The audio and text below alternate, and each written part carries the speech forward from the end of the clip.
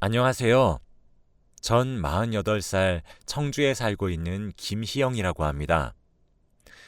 제가 사는 것이 바빠서 주위에 이렇다 할 친구도 한 명 없고 이젠 세상에 혼자 남겨진 기분이 들어 이렇게 글로 제 이야기를 써서 보내봐요. 전 30살에 남편과 결혼했고 10년의 결혼 생활 끝에 이혼을 했습니다. 그리고 지금으로부터 1년 전에 6년의 별거 생활을 끝으로 다시 재결합을 했어요.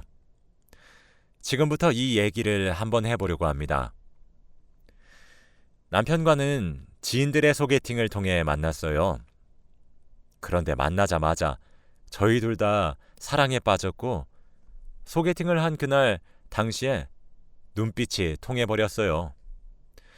그렇게 번갯불에 콩을 볶아 먹듯이 배가 불러오기 전에 결혼식을 올려야 했습니다. 하지만 저는 어렸을 때 부모님 두 분 다 돌아가시고 없어요. 그랬기에 시댁에서 저를 정말 탐탁지 않게 생각하셨습니다. 아이를 가져서 남편이 책임지겠다 강경하게 주장하였기에 우린 무사히 결혼을 할 수 있었어요. 하지만 시댁의 시집살이는 정말 어마어마했습니다. 상상했던 것 이상이더라고요. 저는 결혼 기간 10년 동안 단 한 번도 다른 곳으로 눈을 돌린 적도 없고 제 가정과 시댁에 정말 최선을 다해 모든 것을 해드렸어요. 가정을 지키겠다고 거의 목숨을 걸었다고 봐도 무방합니다. 제가 부모를 어린 나이에 잃었기에 시댁을 제 부모처럼 섬기겠다 노력도 정말 많이 했지요. 그런데 제가 아무리 잘 챙겨드리고 노력을 해도 시댁에선 저를 받아들여주지 않더군요. 길가에 있는 돌멩이도 저보단 나은 취급을 받을 겁니다.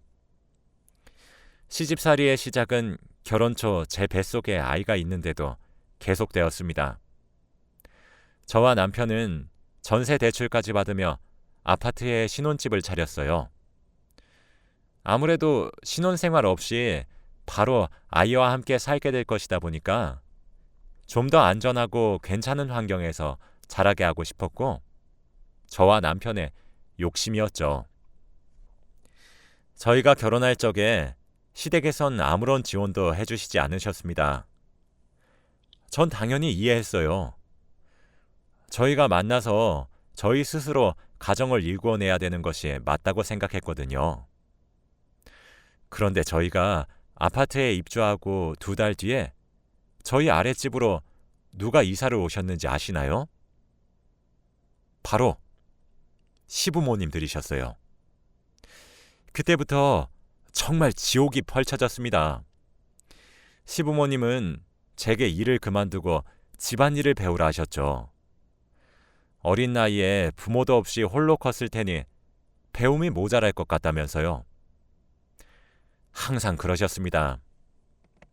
특히 시어머니는 제게 쓴소리를 하실 때면 매번 부모 없이 컸던 네가 뭘 그리 잘 알겠니?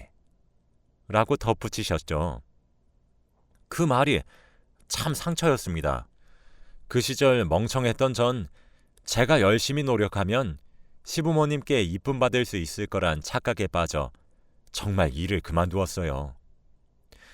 남편이 출근하고 나면 전 아랫집 시댁으로 내려가 밥을 차려드리며 검사를 받아야 했어요. 제가 조금이라도 늦게 내려가면 불호령이 떨어졌죠. 제가 아무리 열심히 요리를 하고 청소를 하며 쓸고 닦아도 항상 시부모님은 못 배워서 그런가? 영 별로구나 라고 하셨습니다. 갈비찜을 한번 한 적이 있었는데 너무 달다고 하시더라고요. 근데 제가 그때 처음으로 갈비찜이 달지 그럼 써야 해요? 라고 말대꾸를 저도 모르게 한번 했다가 진짜 한 달 정도를 우려가며 괴롭히셨어요. 청소하고 나면 검사도 받아야 했고 남편은 하늘이자 기둥이니 항상 낮은 자세로 모셔야 된다고 설교를 몇 시간이나 들어야 했습니다. 신랑이 없는 틈을 타서 저희 신혼집에 불쑥불쑥 찾아오시기도 했고, 밖에서 돈도 안 벌어 오는 주제에 따뜻한 물로 설거지 그릇을 불린다고 보일러도 못 틀게 하셨어요. 옛날엔 다 강에서 설거지를 하셨다면서요. 비슷한 일로 이불 빨래를 임산부인 저보고 직접 빨게 하시더라고요. 아무리 세상이 발전해서 세탁기라는 요물이 생겨도 사람이 직접 밟는 것보단 못하다면서 말이죠. 또 지난밤에 밤늦게 화장실을 갔었던 적이 있었거든요. 이게 임신을 하다가 제가 방광염에 한번 걸리게 되어가지고 화장실을 되게 자주 가게 되었어요. 그런데 다음날 시어머니가 저더러 그 늦은 시간에 남편 깨울 일 있니? 앞으로 새벽에 화장실을 가지 말거라 하시는데 어찌나 서러웠는지 몰라요. 다른 집은 임신했으면 복덩이라 이름도 붙여주시곤 하는데 전 그런 취급은 고사하고 하녀 취급만 받고 있으니 얼마나 서러웠는지 모릅니다. 아이의 성별을 알렸을 때도 배운 게 없어 남자를 못 낳는 것 아니냐며 대를 끊으려고 작정한 것 아니냐며 가슴을 후벼 파시는데 딸을 가졌다는 것이 죄가 될 수 있다는 사실을 시집을 가고서야 알게 되었네요. 임신 도중에 산부인과를 갔을 때 매번 들었었던 말은 스트레스를 받지 말라는 소리였죠. 스트레스를 너무 많이 받았는지 임신 중에도 위험을 달고 살았고 음식도 제대로 먹지 못했습니다.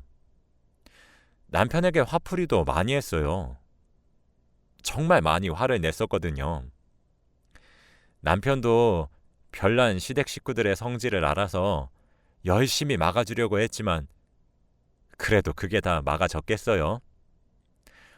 날이 갈수록 살이 빠졌고 산부인과에서 이러면 아이가 힘들어질 수 있다는 말까지 듣게 되었습니다.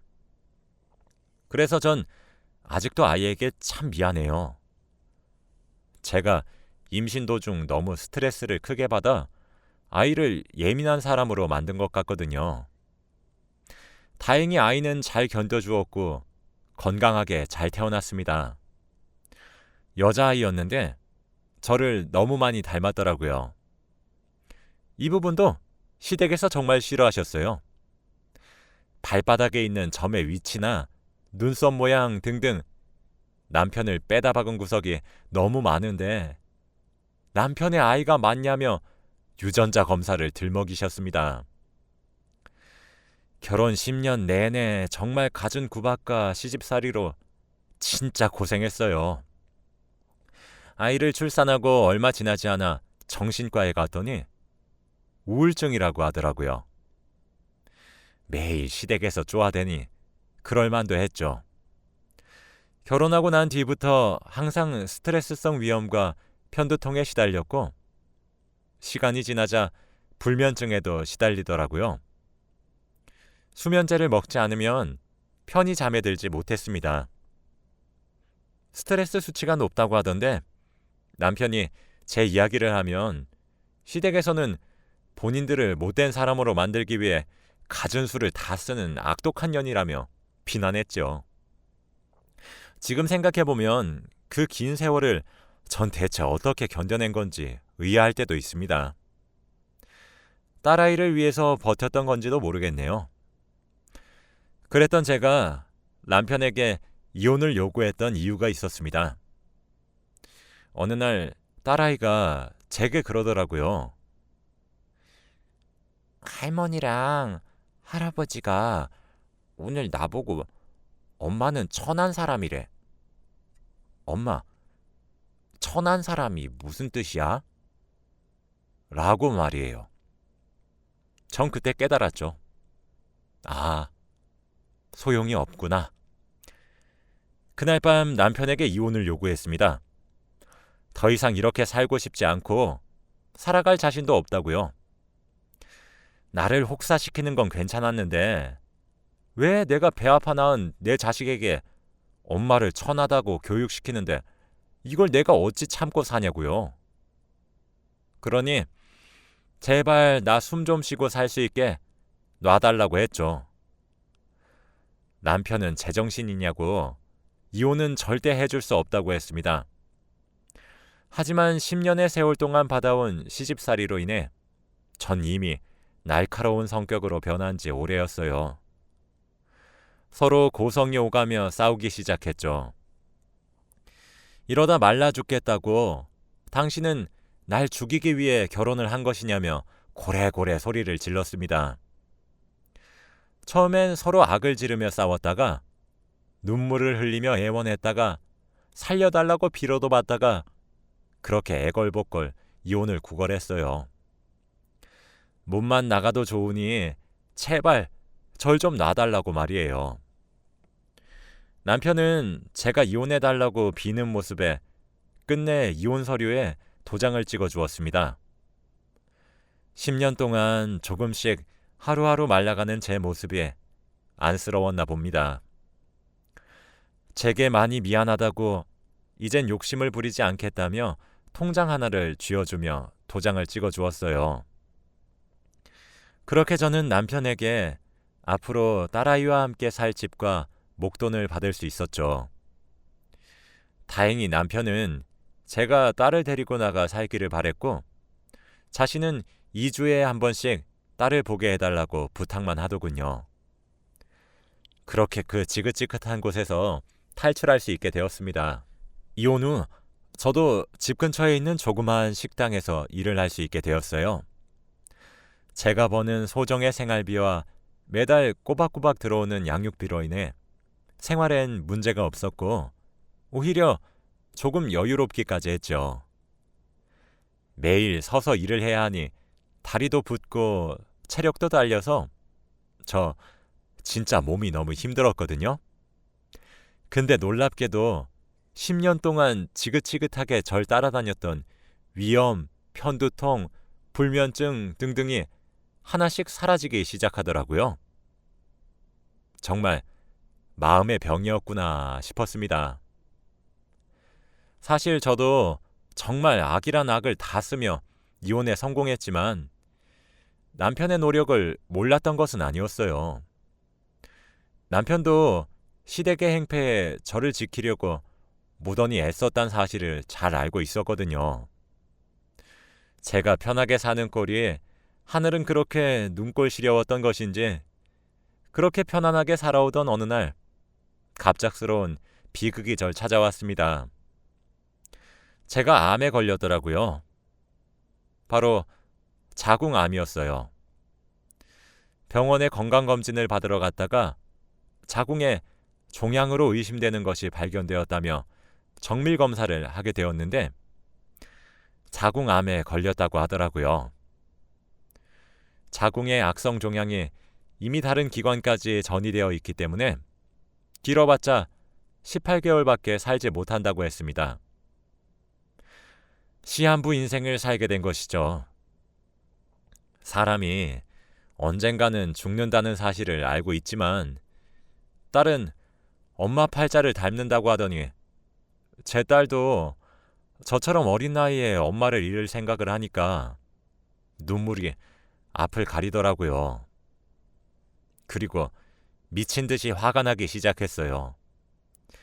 내가 결혼해서 그 개고생만 덜 했어도 우리 딸과 더 좋은 추억을 만들었을 것이고 지금보다 덜 아팠을 거라는 생각에 정말 시댁 식구들이 원망스럽더라고요. 암을 판정받은 뒤로 10년 동안 참는 것만 할 줄 알았던 제가 다혈질적이고 욱하는 성질로 참 많이 변했습니다. 저는 암보험에 가입이 되어 있었기 때문에 제가 죽으면 보험금이 나와서 그걸로 우리 딸아이 걱정은 조금이라도 덜었다며 위안 삼고 있었어요. 그런데 그와 동시에 남편으로부터 재결합 제의가 들어왔습니다. 제 보험금 얘기를 어디서 들은 것만 같았어요. 제가 어땠을 것 같나요? 전 재결합에 응했어요. 지난 10년의 세월 보상받고 싶었거든요. 남편에게 암에 걸렸다고 말을 했어요. 그리고 재결합을 받아들였죠. 제 목표는 제가 살 수 있는 남은 기간 동안 남편의 재산을 전부 다 쓰고 죽어버릴 생각이었어요. 제가 당했던 모든 불행의 안갚음의 대상은 남편이 되어버린 것이죠. 어차피 제 몫으로 보험금도 나올 텐데 미리 쓴다고 생각하고 싶었거든요. 오로지 저만 생각해서 내린 결정이었습니다. 남편과 재결합을 했을 때 살림을 합치기 위해 집을 알아봐야 했어요. 저는 남편에게 주장했습니다. 난 시한부로 살아봤자 내가 얼마나 더 오래 살겠냐고 말을 하면서 인생을 살면서 한 번 정도는 드라마에 나오는 펜트하우스 같은 곳에서 살아보고 싶다고 했지요. 한 달에 월세만 1,000만 원인 곳에 살기로 했습니다. 처음으로 백화점에 가서 명품백을 샀어요. 샤넬백은 꿈도 꾸지 못할 명품백이었는데 제 손에 들려있더군요. 겨울에 입겠다고 밍크 코트도 한 벌 샀습니다.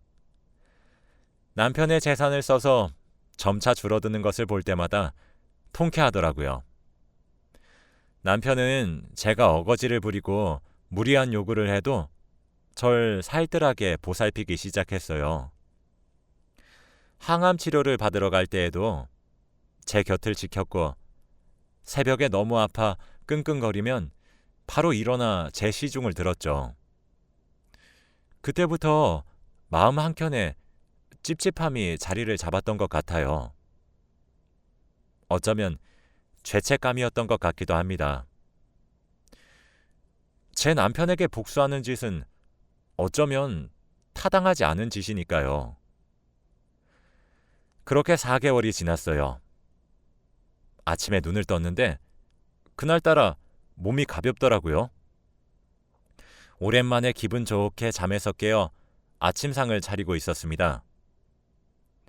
평소엔 저보다 일찍 일어나 아침 준비를 하던 남편이 늦잠을 자더라고요. 아침을 다 차린 후 아이를 학교에 보내고 남편을 깨웠습니다. 그런데 남편의 몸이 차가웠고 딱딱했습니다. 알고 보니 남편은 사망한 상태였어요.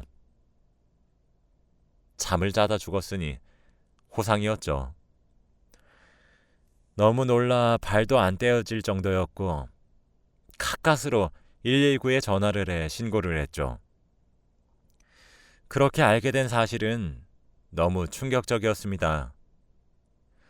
사실 남편은 대장암 말기에 걸려 투병 중인 상태였고 제게 재결합을 권한 이유는 제 보험금을 노린 것이 아니라 자신의 죽음으로 제가 보험금을 탈 수 있게 하기 위한 것이었어요. 남편의 보험금은 무려 7억이나 되더군요. 저는 정말 다시 살게 된 4개월의 시간 동안 남편의 병색을 전혀 눈치채지 못했습니다. 정말 멀쩡했거든요. 진짜 믿기지가 않더라고요. 무슨 정신으로 남편을 떠나보냈는지 잘 기억이 나지 않아요. 전 그냥 저희가 살았던 펜트하우스를 벗어나고 싶기만 했습니다. 이사를 하기 위해 짐을 싸던 도중 남편의 유품 사이에 편지 한 통을 발견하게 되었는데 편지에는 이렇게 쓰여 있었습니다. 여보, 안녕. 나야 당신 남편. 당신을 만났었던 그날의 봄날을 아직도 난 잊지 못해. 며칠 전에 건강검진 갔다 왔는데 의사 선생님이 대장에 종양이 있는 것 같다고 하는 거야. 그래서 정밀 검사를 했는데 그게 암이라고 하더라. 심지어 너무 늦게 왔대. 대장암 말기래. 나보고 길어봤자 6개월 살 수 있을 거라고 하더라. 난 그래서 내가 죽으면 받을 수 있는 보험금부터 알아봤어. 7억 정도였지. 이거 당신 주려고 재결합하자고 한 거야. 우리 집 사람들이 당신에게 얼마나 많이 죄를 지었는데 내가 무슨 염치로 사랑하는 당신에게 재결합을 권하겠어. 이번에 나올 내 보험금을 빌미로 당신에게 재결합을 하자고 권유한 거였어. 그런데 당신도 암에 걸렸다고 하더라. 정말 세상이 무너지는 기분이었어. 내가 죽고 나서 당신이 혼자 우리 딸내미 키우는데 도움이 되라고, 이제 자유롭게 잘 살아가라고 그렇게 남겨주고 싶었던 돈이었는데 어떻게 해야 될지 모르겠다, 정말. 그래도 당신 끝까지 치료를 포기하지 말아줘. 우리 아이를 생각해서라도. 난 우리 딸아이에게 좋은 아빠가 되어주지 못했고 당신에게도 좋은 남편이 되어주지 못했어. 당신이 시집살이에 시달려서 매일 밤마다 수면제를 먹어가며 겨우 잠에 드는 모습을 지켜보면서도 내가 적극적으로 당신을 보호해주지 못해서 정말 미안해. 당신이 죽을 날을 받아놔서 하고 싶은 것들 다 해보고 싶다고 했을 때 사실 너무 기뻤어. 그 소원 내 소원과 같은 것이었거든. 당신이 이 편지를 읽고 있을 땐 이미 내가 세상을 떠난 뒤겠지만 그동안 너무 행복했어. 많이 미안했고 정말 많이 사랑했어. 앞으로 잘 지내길 바랄게. 당신의 병도 내가 하늘로 떠나가며 다 가져갈 수 있게 할게. 힘내서 잘 살아가길 바래. 내 모든 재산과 보험금의 수익자는 전부 당신이야. 그동안 미안했고 고마웠던 마음을 돈으로 대신하는데 당신에겐 한없이 줘도 보상이 되진 않겠지만 부디 받아주길 바래. 남은 생도 당신 후회 없이 살아줘. 우리 집안 사람들이 달라고 해도 절대 돈을 떼어주지 마. 전부 당신 거야. 그럼 잘 지내? 라고 적혀 있었습니다. 남편 또한 암에 걸렸었던 사람이었고 제게 모든 재산과 보험금을 주기 위해 재결합을 권유했다는 사실에 정말 제 이성이 나갈 것 같더군요. 얼마나 오열했는지 몰라요. 탈진을 몇 차례나 하고 겨우 그 집을 나와 살기 시작했습니다.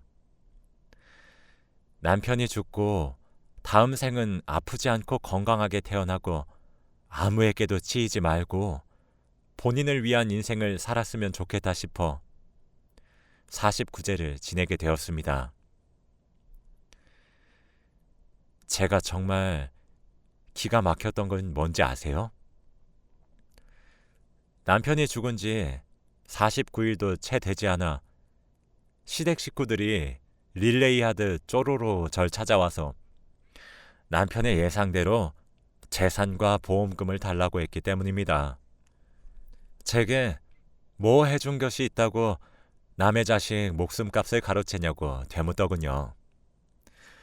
전 남편의 말대로 시댁에 돈 한 푼 떼어주지 않았고 절 찾아오기만 하면 경찰을 부르기 시작했어요. 독하다. 어떻게 저런 애가 있냐. 온갖 소리에도 반응을 하지 않았고 법적으로 조치를 취하기 시작했죠. 그랬더니 절 달래면서 회유하려고 들더라고요. 이름보다 야, 너 이런 말로 부르던 사람들이 아가라고 부르는 꼴이 어찌나 우습고 기가 막히던지. 결국 법적으로 조치를 시작했고 시댁 식구들은 오만 욕을 다 하고 제게 떨어져 나갔죠. 그리고 지금 겨우 10대 중반인 딸아이를 위해 돈을 모으기 시작했습니다. 저도 곧 이 세상에서 사라지게 될 테니까요. 그런데 제게 기적이 일어났지 뭐예요. 병원에서도 말기암이라고 고개를 절레절레 저었던 제가 기적적으로 암을 극복하게 된 것이었어요. 사실 남편이 저와 재결합을 하고 난 뒤에 키토산을 매일 먹였거든요. 이걸 먹고 암이 나은 사람들의 사례가 많다고 하면서요. 편지에도 남편이 제가 아픈 것까지 전부 들고 하늘로 간다던데 실로 그 기적이 일어난 것인지 뭔지 극적으로 완치 판정을 받게 되었습니다. 병원에서도 정말 기적이라며 혀를 내두르더군요. 아마 평생을 조심하며 살아야 되겠지만 말이에요. 이렇게 차갑고 매정한 세상에 딸아이가 혼자 보내게 될 많은 시간들에 한숨만 나오고 눈앞이 깜깜해졌는데 제가 곁에서 지킬 수 있게 된 시간이 많이 늘어 참 다행이다 싶습니다. 전 기적을 믿지 않았던 사람이었어요. 하지만 이젠 저와 제 딸아이를 지켜주는 누군가가 곁에 있는 것만 같아 마음이 참 든든합니다. 제 긴 이야기를 들어주셔서 감사해요. 앞으로는 하늘로 가 있는 남편에게 항상 고마워하며 살려고 합니다.